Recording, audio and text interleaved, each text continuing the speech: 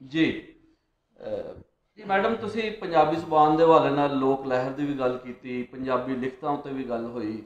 ਹੁਣ ਅਸੀਂ ਪੰਜਾਬ ਦੇ ਜਿਹੜੇ ਸਿਆਣੇ ਸੂਫੀ ਦਾਨਸ਼ਵਰ ਸਨ, ਬਾਬਾ ਫਰੀਦ ਤੋਂ ਲੈ ਕੇ ਖਾਜਾ ਫਰੀਦ ਤੱਕ ਜਾਂ ਪੀਰ ਮੇਹਰ ਅਲੀ ਸ਼ਾਹ ਸਾਹਿਬ ਤੱਕ, ਤੇ ਇੱਧਰ ਕਸ਼ਮੀਰ ਵਿੱਚ ਮੀਆਂ ਮੁਹੰਮਦ ਬਖਸ਼ ਸਾਹਿਬ ਨੇ, ਜੀ ਸਾਰੇ ਬਾਬਿਆਂ ਨੇ ਬੜਾ ਉੱਚਾ ਕਲਾਮ ਤਖਲੀਕ ਕੀਤਾ। ਤੁਸੀਂ ਚੂੰਕਿ ਅਟਕ ਤੋਂ ਤਾਲੁਕ ਰੱਖਦੇ ਹੋ, ਤੇ ਮੈਂ ਪਿੰਡੀ ਗੇਬ ਵਿੱਚ ਚੂੰਕਿ ਪੜ੍ਹਾਉਂਦਾ ਰਿਹਾ, ਜ਼ਿਲ੍ਹਾ ਅਟਕ ਤਹਿਸੀਲ ਪਿੰਡੀ ਗੇਬ, ਤੇ ਉੱਥੇ ਅਸੈਂਬਲੀ ਦੇ ਵਿੱਚ ਰੂਟੀਨ ਹੁੰਦੀ ਸੀ ਤਕਰੀਬਨ ਰੋਜ਼ ਹੀ।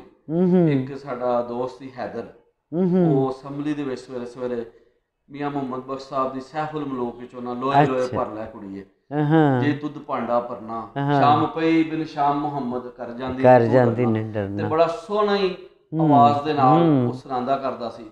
ਯਾਨੀ ਅਸੀਂ ਇਹ ਕਹਿਣਾ ਚਾਹੁੰਦੇ ਹਾਂ ਕਿ ਦੇਖੋ, ਜਿਹੜੀ ਆਵਾਜ਼ ਆਜ਼ਾਦ ਕਸ਼ਮੀਰ ਵਿੱਚ ਬਹਿ ਕੇ ਜੰਮੂ ਕਸ਼ਮੀਰ ਵਿੱਚ ਪੰਜਾਬੀ ਦੀ ਉੱਥੇ ਟੁਰੀ ਹੈ, ਉਹ ਗੁਜਰਾਲੇ ਵੀ ਸੁਣੀ ਜਾ ਰਹੀ ਹੈ, ਵੀ ਸੁਣੀ ਜਾ ਰਹੀ ਹੈ। ਤੁਸੀਂ ਦੱਸੋ ਕਿ ਪੰਜਾਬੀ ਸ਼ਾਇਰਾਂ ਦੇ ਜਿਹੜੇ ਅਸਰਾਤ ਨੇ, ਮੀਆਂ ਮੁਹੰਮਦ ਬਖਸ਼ ਸਾਹਿਬ ਹੋ ਗਏ, ਖਾਜਾ ਫਰੀਦ ਹੋ ਗਏ, ਬਾਬਾ ਫਰੀਦ ਜਾਂ ਬੁੱਲੇ ਸ਼ਾਹ ਜਾਂ ਆਪਣੇ ਪੀਰ ਸੈਯਦ ਵਾਰਿਸ ਸ਼ਾਹ ਸਾਹਿਬ ਨੇ, ਇਹ ਵੱਖੋ ਵੱਖ ਦੇ ਅਸਰਾਤ ਨੇ ਹਰ ਇੱਕ ਦੇ। ਤੁਸੀਂ ਇਹਨਾਂ ਅਸਰਾਤ ਨੂੰ ਧਰਤੀ ਦੇ ਉੱਤੇ ਕਿਸ ਤਰ੍ਹਾਂ ਮਹਿਸੂਸ ਕਰਦੇ ਹੋ?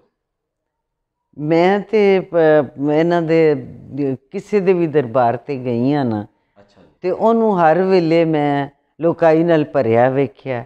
ਇਹਦਾ ਮਤਲਬ ਹੈ ਕਿ ਲੋਕਾਈ ਉਹਨਾਂ ਨੂੰ ਮੰਨਦੀ ਏ, ਮੰਨਦੀ ਏ ਔਰ ਉਹਨਾਂ ਦੀ ਮਾਨਤਾ ਕਰਦੀ ਏ। ਅਤੇ ਇਹ ਐਵੇਂ ਨਹੀਂ ਹੁੰਦਾ ਬੰਦੇ 'ਚ ਕੋਈ ਗੱਲ ਹੋਵੇ, ਬੰਦੇ ਦੀ ਗੱਲ ਵਿੱਚ ਕੋਈ ਵਜ਼ਨ ਹੋਵੇ, ਅਤੇ ਫਿਰ ਹੀ ਲੋਕਾਈ ਉਹਦੇ ਨੇੜੇ ਢੁਕਦੀ ਹੈ, ਨਹੀਂ ਤਾਂ ਲੋਕਾਂ ਕੋਲ ਇੰਨਾ ਨਹੀਂ ਵਕਤ ਹੁੰਦਾ। ਸੋ ਇਹ ਸਾਰੇ ਹੀ ਪੰਜਾਬ ਦੀ ਲੋਕਾਈ ਦੇ ਮੁਰਸ਼ਿਦ ਨੇ, ਔਰ ਕਿਸੇ ਨਾ ਕਿਸੇ ਹਵਾਲੇ ਨਾਲ ਇਹਨਾਂ ਨੇ ਕੋਈ ਨਾ ਕੋਈ ਰਾਹ ਦੱਸਿਆ, ਕੋਈ ਨਵਾਂ ਢੰਗ ਸਿਖਾਇਆ ਹੈ, ਜ਼ੁਬਾਨ ਦੇ ਹਵਾਲੇ ਨਾਲ, ਬਿਆਨ ਦੇ ਹਵਾਲੇ ਨਾਲ, ਟੈਕਨੀਕ ਦੇ ਹਵਾਲੇ ਨਾਲ, ਹੋਰ ਬਹੁਤ ਸਾਰੀਆਂ ਗੱਲਾਂ ਜੀ। ਔਰ ਸਭ ਤੋਂ ਵੱਡੀ ਗੱਲ ਹੈ ਕਿ ਸਾਰੇ ਦੇ ਸਾਰੇ ਅਰਬੀ ਔਰ ਫਾਰਸੀ ਦੇ ਬਹੁਤ ਵੱਡੇ ਆਲਮ ਸਨ, ਲੇਕਿਨ ਉਹਨਾਂ ਨੇ ਜ਼ੁਬਾਨ ਉਹ ਚੁਣੀ ਹੈ ਇਜ਼ਹਾਰ ਲਈ ਜਿਹੜੀ ਲੋਕਾਈ ਦੀ ਜ਼ੁਬਾਨ ਸੀ, ਜੀ ਲੋਕਾਈ ਨਾਲ ਜੁੜਤ ਲਈ ਉਹਨਾਂ ਨੇ ਜ਼ੁਬਾਨ ਉਹ ਚੁਣੀ ਹੈ। ਅਤੇ ਇਹ ਬਹੁਤ ਵੱਡੀ ਗੱਲ ਹੈ, ਬਹੁਤ ਹੀ ਵੱਡੀ ਗੱਲ ਹੈ ਕਿ ਉਸ ਵੇਲੇ ਸ਼ਾਇਦ ਉਹ ਕਿਸੇ ਹੋਰ ਜ਼ੁਬਾਨ ਵਿੱਚ ਲਿਖਦੇ ਅਤੇ ਦਰਬਾਰਾਂ ਸਰਬਾਰਾਂ 'ਚ ਉਹਨਾਂ ਦੀ ਰਸਾਈ ਹੋ ਜਾਂਦੀ। ਉਹਨਾਂ ਨੇ ਦਰਬਾਰਾਂ ਨੂੰ ਠੋਕਰ ਮਾਰੀ ਹੈ, ਦਰਬਾਰਾਂ ਤੋਂ ਦੂਰ ਨੱਸੇ ਨੇ, ਔਰ ਲੋਕਾਈ ਦੇ ਨਾਲ ਜਿਹੜੀ ਸੰਗਤ ਪਾਈ ਹੈ, ਜੁੜਤ ਪਾਈ ਹੈ, ਉਹਦੇ ਭਰੋਂ ਅੱਜ ਵੀ ਜ਼ਿੰਦਾ ਨੇ। ਹਜ਼ਾਰਾਂ ਸਾਲ ਲੰਘ ਗਏ, ਸਾਰੇ ਲੋਕ ਜਿਹੜੀ ਨਵੀਂ ਨਸਲ ਆਉਂਦੀ ਹੈ ਉਹ ਉਹਨਾਂ ਨੂੰ ਉਸੇ ਤਰ੍ਹਾਂ ਸੁਣਦੀ ਮੰਨਦੀ ਪੰਜਾਬੀ ਪੜ੍ਹਾਈ ਵੀ ਨਹੀਂ ਜਾ ਰਹੀ ਸਕੂਲਾਂ ਜੀ। ਇਹ ਸਭ ਤੋਂ ਵੱਡਾ ਹੈ ਗੱਲ ਕਿ ਪੰਜਾਬੀ ਨਹੀਂ ਪੜ੍ਹਾਈ ਜਾ ਰਹੀ, ਲੇਕਿਨ ਇਹ ਕਿ ਪੰਜਾਬੀ ਦਿਲਾਂ 'ਚ ਵਸਦੀ ਹੈ, ਪੰਜਾਬੀ ਰੂਹ 'ਚ ਰਚੀ ਹੋਈ ਹੈ, ਪੰਜਾਬੀ ਹਰ ਬੰਦੇ ਦੇ ਖੂਨ ਵਿੱਚ ਦੌੜ ਰਹੀ ਹੈ। ਬਾਬਾ ਫਰੀਦ ਨੇ ਜਿਹੜਾ ਕਿਹਾ ਸੀ, ਕੂਕ ਫਰੀਦਾ ਕੂਕ ਤੂੰ ਜਿਵੇਂ ਰਾਖਾ ਜਵਾਬ, ਜਬ ਲਗ ਟਾਂਡਾ ਨਾ ਗਿਰੇ ਤਬ ਲਗ ਕੂਕ, ਜਿਹੜੀ ਉਹਨਾਂ ਕੂਕਿਆ ਉਹਨਾਂ ਦੀ ਕੂਕ ਜਿਹੜੀ ਅੱਜ ਵੀ ਮੌਜੂਦ ਹੈ, ਬਿਲਕੁਲ ਮੌਜੂਦ ਹੈ, ਲੋਕਾਈ ਦੇ ਨਾਲ ਉਹਨਾਂ ਦੀ ਜੁੜਤ ਹੈ ਜੀ। ਬਿਲਕੁਲ ਬੜਾ ਸੋਹਣੀ ਗੱਲ ਕੀਤੀ ਤੁਸੀਂ, ਕਿਹਾ ਕਿ ਜਦੋਂ ਵੀ ਦਰਬਾਰਾਂ ਤੇ ਜਾਓ, ਜਿਸ ਤਰ੍ਹਾਂ ਲੋਕੀ ਲੱਖਾਂ ਕਰੋੜਾਂ ਦੀ ਤਾਦਾਦ ਦੇ ਅੰਦਰ ਉੱਥੇ ਆ ਰਹੀ ਹੈ, ਇਹ ਕੋਈ ਧੱਕੇਸ਼ਾਹੀ ਤੇ ਨਹੀਂ ਉਹਨਾਂ ਦੇ ਨਾਲ, ਲੋਕਾਂ ਦੇ ਨਾਲ, ਬਲਕਿ ਇੱਕ ਫਿਤਰੀ ਅਮਲ ਹੈ ਜੀ ਕਿ ਉਹਨਾਂ ਲੋਕਾਂ ਦੀ ਜ਼ੁਬਾਨ ਵਿੱਚ ਗੱਲ ਕੀਤੀ।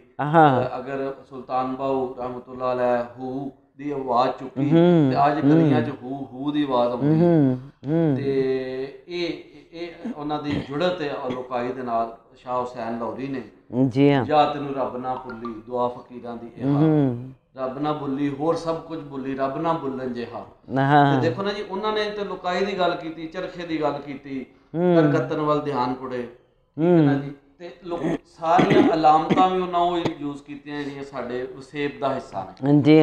ਤੇ ਹੁਣ ਤੁਸੀਂ ਕੀ ਮਹਿਸੂਸ ਕਰਦੇ ਹੋ ਕਿ ਆਉਣ ਵਾਲੇ ਵੇਲੇ ਦੇ ਵਿੱਚ, ਜਿਸ ਤਰ੍ਹਾਂ ਕਿ ਪੰਜਾਬੀ ਲੋਕ ਲਹਿਰ ਹੁਣ ਇਸ ਟਾਈਮ ਅਰੂਜ 'ਤੇ ਵੇ, ਸੋਸ਼ਲ ਮੀਡੀਆ ਵੀ ਆ ਚੁੱਕਿਆ, ਔਰ ਕੋਈ ਐਸੀ ਜਗ੍ਹਾ ਨਹੀਂ ਜਿੱਥੇ ਪੰਜਾਬੀ ਦੀ ਹੁਣ ਗੱਲ ਨਹੀਂ ਹੋ ਰਹੀ, ਤੁਸੀਂ ਕੀ ਮਹਿਸੂਸ ਕਰਦੇ ਹੋ ਕਿ ਉਹ ਵੇਲਾ ਹੁਣ ਕਿੰਨਾ ਕੁ ਨੇੜੇ ਵੇ ਕਿ ਪੰਜਾਬੀ ਹੁਣ ਛੇਤੀ ਸਕੂਲਾਂ ਕਾਲਜਾਂ ਦਫ਼ਤਰਾਂ 'ਚ ਆ ਜਾਏਗੀ?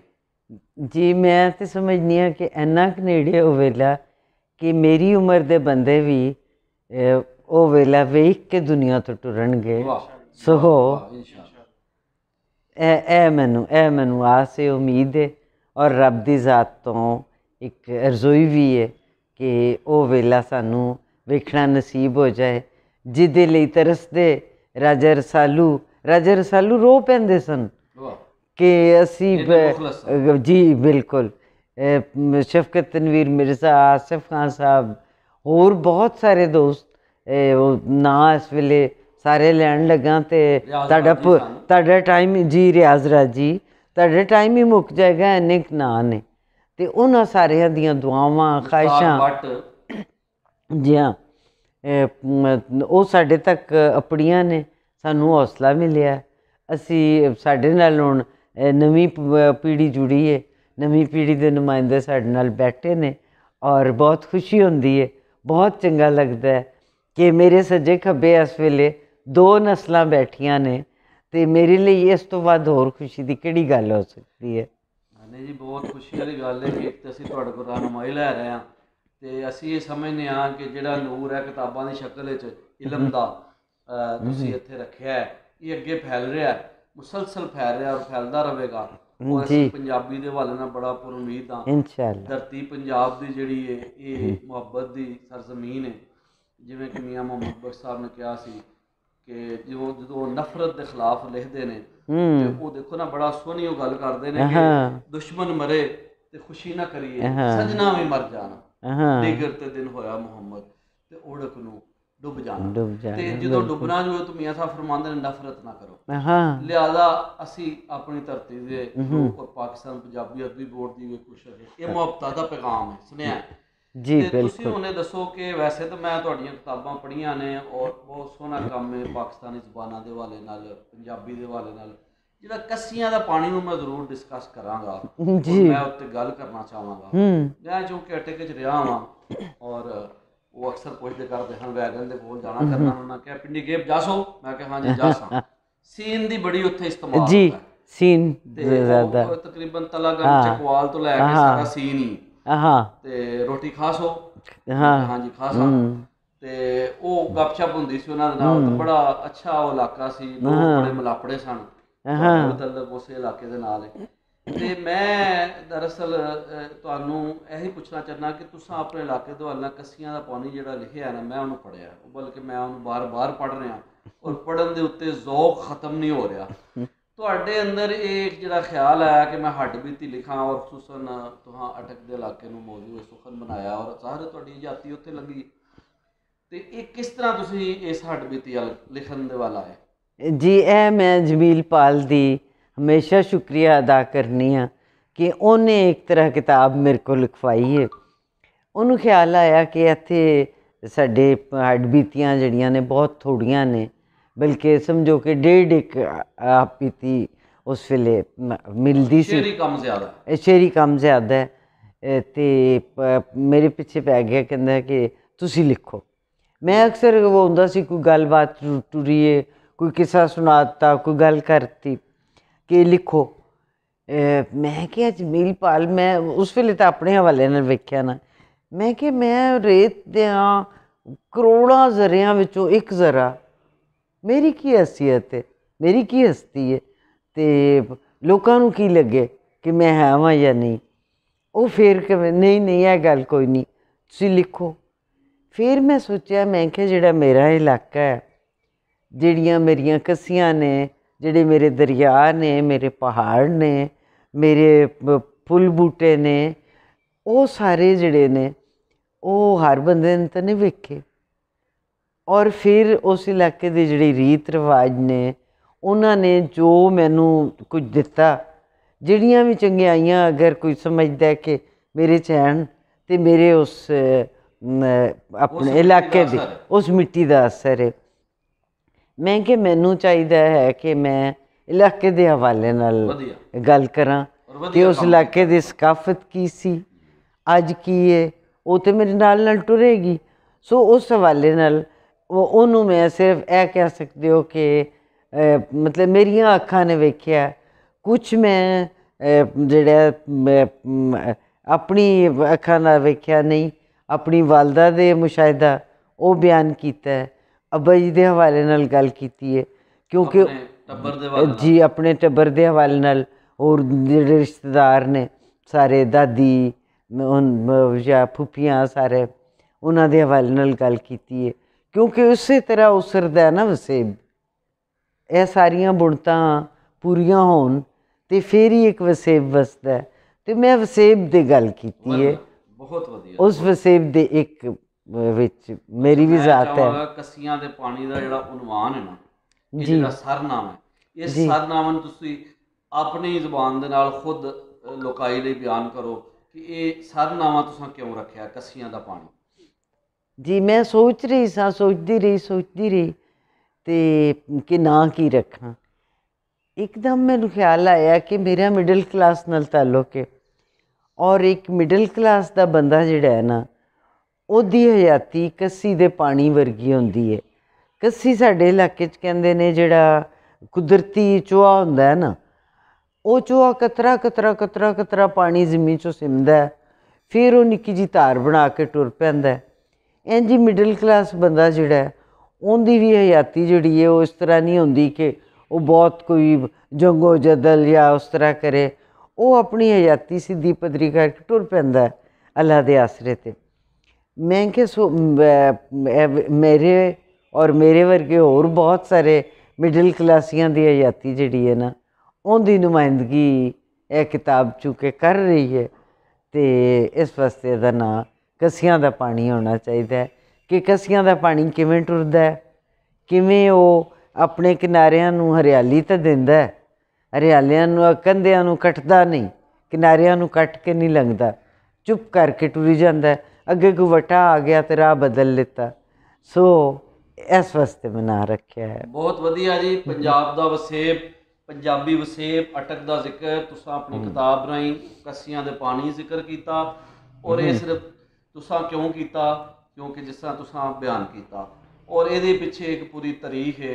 ਉਹ ਤਾਰੀਖ ਮੀਆਂ ਮੁਹੰਮਦ ਬਖਸ਼ ਦੀ ਸ਼ਕਲ ਵਿੱਚ ਵੀ ਮੌਜੂਦ ਹੈ, ਜਦੋਂ ਕਹਿੰਦੇ ਨੇ ਕਿ ਜਿਹਲਮ ਘਾਟੋਂ ਪਰਬਤ ਪਾਸੇ ਮੀਰਪੁਰੇ ਥੀ ਦੱਖਣ ਖੜੀ ਮੁਲਕ ਵਿੱਚ ਮੋੜਨ, ਜਿਹੜੇ ਤਲਬ ਬੰਦੇ ਦੀ ਰੱਖਣ। ਆਪਣੇ ਇਲਾਕੇ ਦਾ ਜ਼ਿਕਰ ਹਰ ਵੱਡੇ ਨੇ ਕੀਤਾ ਹੈ, ਹਰ ਕਰਨਾ ਚਾਹੀਦਾ। ਤੇ ਇੱਕ ਹੋਰ ਪੰਜਾਬੀ ਸੂਫੀ ਸ਼ਾਇਰ ਖਾਜਾ ਸਾਹਿਬ ਗੁਲਾਮ ਫਰੀਦ ਹੋਰਾਂ ਨੇ ਲਿਖਿਆ ਕਿ ਰੂਹੀ ਰਾਵੇ ਥੀਆਂ ਗੁਲਜ਼ਾਰਾਂ ਥਲ ਚਤਰਾਂਗ ਵੀ ਬਾਗ ਬਹਾਰਾਂ, ਯਾਨੀ ਉਹਨਾਂ ਰੂਹੀ ਤੇ ਖੀਰ ਕਰਤਾ ਲਿਆ। ਤੇ ਤੁਸੀਂ ਵੀ ਅਟਕ ਦੇ ਵੱਲ ਨਾਲ ਲਿਖ ਰਹੇ ਹੋ, ਮਜ਼ੀਦ ਲਿਖ ਰਹੇ ਹੋ। ਵੈਸੇ ਕੱਸੀਆਂ ਦੇ ਪਾਣੀ ਨੂੰ ਤਾਂ ਮੈਂ ਸਮਝਦਾ ਵਾਂ ਕਿ ਲੋਕਾਈ ਦੇ ਵਿੱਚ ਉਹ ਐਵਾਰਡ ਯਾਫਤਾ ਕਿਤਾਬ ਹੈ, ਕਿਉਂਕਿ ਲੋਕਾਈ ਉਹਨੂੰ ਬਾਰ-ਬਾਰ ਪੜ੍ਹ ਰਹੀ ਹੈ।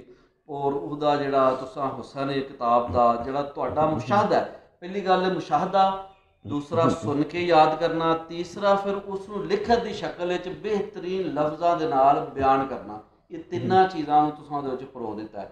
ਅਤੇ ਸਾਡੀ ਤੁਹਾਡੇ ਲਈ ਦੁਆ ਹੈ ਕਿ ਅੱਲਾਹ ਤਾਲਾ ਤੁਹਾਨੂੰ ਸਿਹਤ ਸਲਾਮਤੀ 'ਚ ਰੱਖੇ, ਤੁਸੀਂ ਇੰਝ ਹੀ ਇਲਮ ਦਾ ਨੂਰ ਵੰਡਦੇ ਰਹੋ ਅਤੇ ਪੰਜਾਬ ਅਤੇ ਪੰਜਾਬੀ ਵਸੇਬ ਲਈ ਕੰਮ ਕਰਦੇ ਰਹੋ।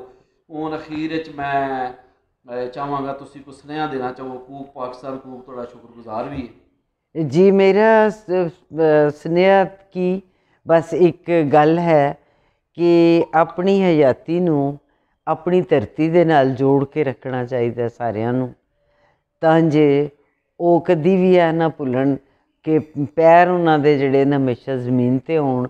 ਜਿਵੇਂ ਦਰਖਤ ਦੀਆਂ ਜੜ੍ਹਾਂ ਜ਼ਮੀਨ ਵਿੱਚ ਹੁੰਦੀਆਂ ਨੇ ਅਤੇ ਉਹ ਇੰਨਾ ਉੱਚਾ ਜਾਂਦਾ ਕਿ ਅਸਮਾਨਾਂ ਤੱਕ ਉਹਦੀ ਚੋਟੀ ਜਾਂਦੀ ਹੈ। ਸੋ ਇਹ ਇੱਕ ਮੈਂ ਕਹਾਂਗੀ, ਯਾਨੀ ਉਹ ਜ਼ਮੀਨ ਨਾਲ ਜੁੜਿਆ ਰਹਿੰਦਾ ਹੈ। ਜੀ ਹਾਂ, ਬਿਲਕੁਲ। ਫਰੀਦਾ ਖਾਕ ਨਾ ਨਿਦੀਏ, ਖਾਕੋ ਜੀੜ ਨਾ ਕੋ, ਜਿੰਦਿਆਂ ਪੈਰਾਂ ਥੱਲੇ ਮੋਇਆ ਉੱਪਰ ਹੋ। ਤੇ ਬਹੁਤ ਵਧੀਆ ਗੱਲਬਾਤ ਹੋਈ ਜੀ ਤੁਹਾਡੇ ਨਾਲ। ਨਈਅਰ ਸਾਹਿਬ ਬੈਠੇ ਨੇ, ਯੂਨੀਵਰਸਿਟੀ ਆਫ ਲਾਹੌਰ ਤੇ ਫਾਜ਼ਲ ਨੇ, ਬਹੁਤ ਹੋਣਹਾਰ ਤਾਲਬ ਇਲਮ ਨੇ ਜੀ। ਤੁਸੀਂ ਕੋਈ ਗੱਲ ਕਰਨਾ ਚਾਹੋ? ਮੈਡਮ ਦੇ ਬਹੁਤ ਮੈਡਮ ਦਾ ਸ਼ੁਕਰੀਆ ਤੇ ਮਿਹਰਬਾਨੀ, ਆਪਣੇ ਕੀਮਤੀ ਵਕਤ ਨੂੰ ਤੁਹਾਨੂੰ ਟਾਈਮ ਦਿੱਤਾ। ਤੇ ਮੈਂ ਇਹ ਚਾਹਾਂਗਾ ਮੈਡਮ ਤੁਸੀਂ ਸਾਡੇ ਵਿਊਅਰ ਲਈ ਕੋਈ ਸਾਡੀ ਜਿਹੜੀ ਨਵੀਂ ਪੌਧ ਹੈ ਉਹਦੇ ਵਾਸਤੇ ਕੋਈ ਪੈਗਾਮ ਦੇਣਾ ਚਾਹੋ, ਕਿਉਂਕਿ ਤੁਹਾਡਾ ਵਸੀਅਤਰ ਤਜਰਬਾ ਹੈਗਾ ਪੰਜਾਬੀ ਦੇ ਵਿੱਚ, ਤੁਸੀਂ ਬਹੁਤ ਕੰਮ ਕੀਤਾ ਹੈ, ਤੇ ਤੁਸੀਂ ਕੀ ਕਹਿਣਾ ਚਾਹੋਗੇ ਸਾਡੀ ਨਵੀਂ ਪੌਧ ਨੂੰ, ਸਾਡੀ ਨਵੀਂ ਜਨਰੇਸ਼ਨ ਨੂੰ, ਜਿਹੜੇ ਇਸ ਦੇ ਵਿੱਚ ਕੰਮ ਕਰਨਾ ਚਾਹੁੰਦੇ ਨੇ, ਪੰਜਾਬੀ ਵਿੱਚ ਕੰਮ ਕਰਨਾ ਚਾਹੁੰਦੇ ਨੇ, ਕਿ ਉਹ ਕੀ ਕਰਨ ਤੇ ਤੁਸੀਂ ਕੁਝ ਉਹਨਾਂ ਵਾਸਤੇ ਕੋਈ ਗੱਲ ਕਰੋ? ਜੀ ਸਭ ਤੋਂ ਪਹਿਲੇ ਤਾਂ ਇੱਕ ਸਾਦੀ ਜਿਹੀ ਗੱਲ ਹੈ ਕਿ ਹਰ ਬੰਦਾ ਕੋਸ਼ਿਸ਼ ਕਰੇ ਜਿਹੜਾ ਪੰਜਾਬ ਵਿੱਚ ਵਸਦਾ ਉਹ ਪੰਜਾਬੀ ਬੋਲੇ। ਠੀਕ ਹੈ, ਕੋਈ ਉਹਦੇ 'ਤੇ ਕੁਛ ਨਹੀਂ ਕਰੇਗਾ ਜਦੋਂ ਉਹ ਪੰਜਾਬੀ 'ਚ ਗੱਲ ਕਰੇਗਾ, ਭਾਵੇਂ ਕਿਤੇ ਵੀ ਜਾਓ ਫਖਰ ਨਾਲ ਗੱਲ ਕਰੋ। ਜਿਸ ਵੇਲੇ ਤੁਸੀਂ ਪੰਜਾਬੀ ਬੋਲੋਗੇ ਫਿਰ ਤੁਹਾਨੂੰ ਅਹਿਸਾਸ ਹੋਏਗਾ ਕਿ ਤੁਹਾਡੀ ਜ਼ੁਬਾਨ ਜਿਹੜੀ ਹੈ ਕਿੰਨੀ ਮਿੱਠੀ, ਕਿੰਨੀ ਸੁੱਚੀ, ਕਿੰਨੀ ਸੱਚੀ ਹੈ।